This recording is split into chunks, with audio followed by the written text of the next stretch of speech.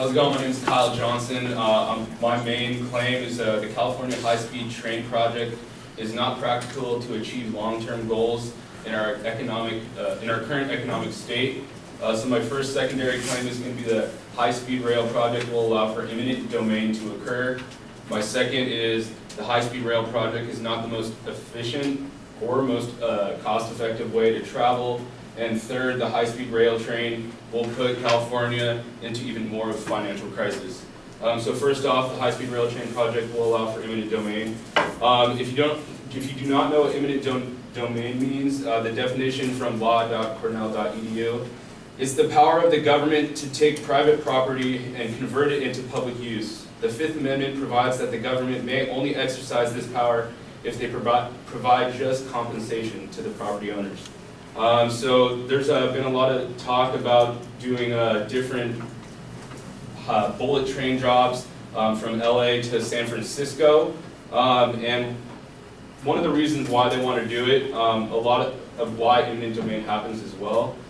So it's labeled by the Boston Globe. They're trying to raise property taxes as well as just raise the overall economic state of the city and whatever town they're in. And secondly, according to CBS News, this is a big problem. So a lot of lawsuits are happening.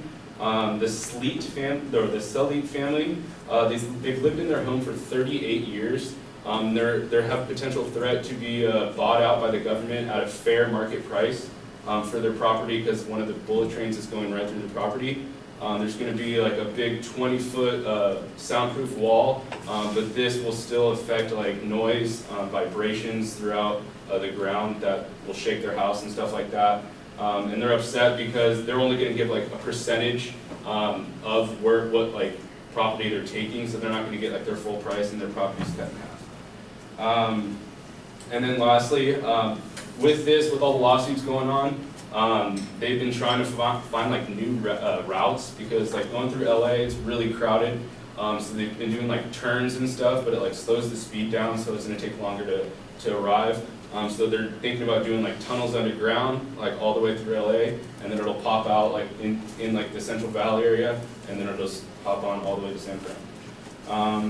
And then second claim, the high-speed rail project is not the most efficient or most cost-effective way to travel. So they're estimating the travel time between San Francisco and LA to be 2.5 hours. This train's traveling at an average speed of maybe like 250, 300 miles an hour.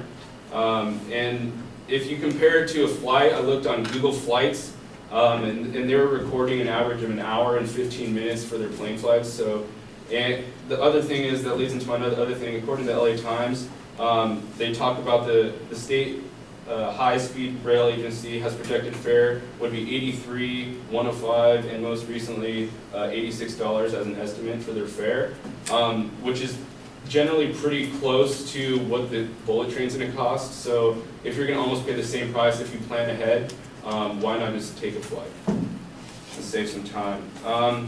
Given that like this project is going to cost $68 billion is their estimate right now. This is only going to go up given that their project, given that their like estimated time to finish is in 2028. So that's just going to raise the cost even more. The high-speed rail project will, third and last claim, the high-speed rail project will put California into even more financial crisis. So according to CNN, California is committed to building its high-speed rail link between San Francisco and Los Angeles, paying for the line largely with state money raised by new cap and trade market on carbon emissions. So this is good. We've heard a lot about in the internet or on the news about how the government's spending a lot more money and other outside investors on carbon emission mitigation, as well as just trying to mitigate smog. So this is good. This does help out, but at the same time, you're spending almost $100 billion, possibly by the end of it, at least $70 billion. We do need to go into carbon emission mitigation, but that's something for another time. Another thing, according to the California debt clock, we're already currently in about $450 billion worth of debt just in California alone. So if we add on this project, we're just going to push ourselves into even more debt. And like, what's the point? We've been trying to get ourselves out of debt recently. So like I said before, this is going to cost $68 billion, and they already have gotten a lot of lawsuits with the Central Valley farmlands. So that's pushing back delays on construction. So voting is coming up soon. Proposition 53 states if you vote yes. So if you vote yes, actually let me go over it. Proposition 53 is pretty much the government wants to fund $2 billion towards this bullet train project. So if you vote yes, you're saying that your vote supports requiring voters voter approval before the state could issue more than $2 billion in public infrastructure bonds that would require an increase in taxes or fees for repayment. So if you vote yes, you're going to get another vote in a little bit to actually implement this, and then you're going to get more taxes taken away from your paychecks. Lastly, just going over my main point again, the California high-speed train project is not practical to achieve long-term goals in our current economic state. First claim, the high-speed rail project will allow for eminent domain to occur. Second, the high-speed rail project is not the most efficient or most cost-effective way to travel. And lastly, the high-speed rail project will put California into even more financial crisis. Thank you.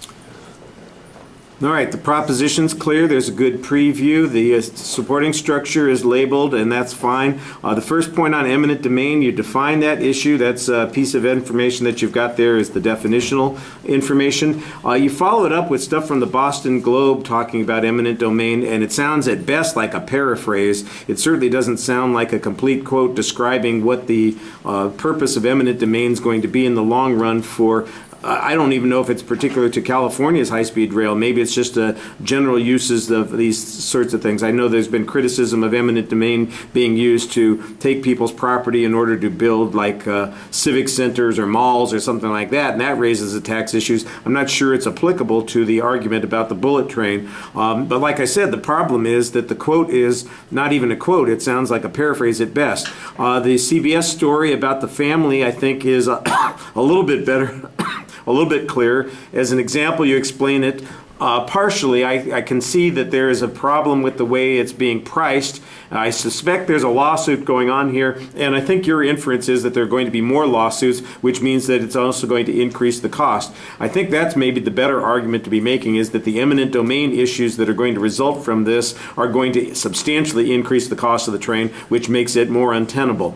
The second argument about it not being the most efficient or cost-effective issue, you talk about potential alternative routes. This is all speculative. I didn't hear any quoted authority discussing this. You don't explain how much it changes the costs of the project, which I think would probably be something that's important.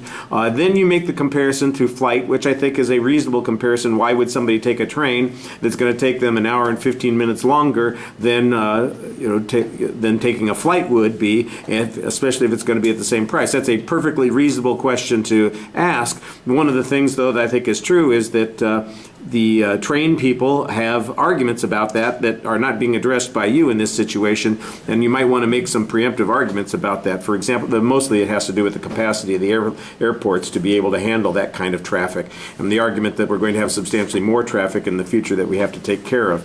Then the cost issue, I think you do a pretty good job explaining what California's financial situation is like, how much this is going to cost. I do think that there are probably other arguments that you could make that would show that the cost would go up a little bit higher. You're not citing sources very frequently. Like I said, I heard the definition, or the Boston Globe thing, the CBS study. After that, I assume most of it comes from the high-speed rail project's own data. Maybe there are some other sources that are involved also, but you want to be more consistent about that. The summary was pretty good, except that you do get sidetracked on the policy proposition of Proposition 53, which, even then it's confusing because it's not directly related to the issue. It says that we have to vote before we give them more money, and you don't even take a position on it, so it's there. I'm not sure why it was there. I don't think it was necessary. All right, thank you.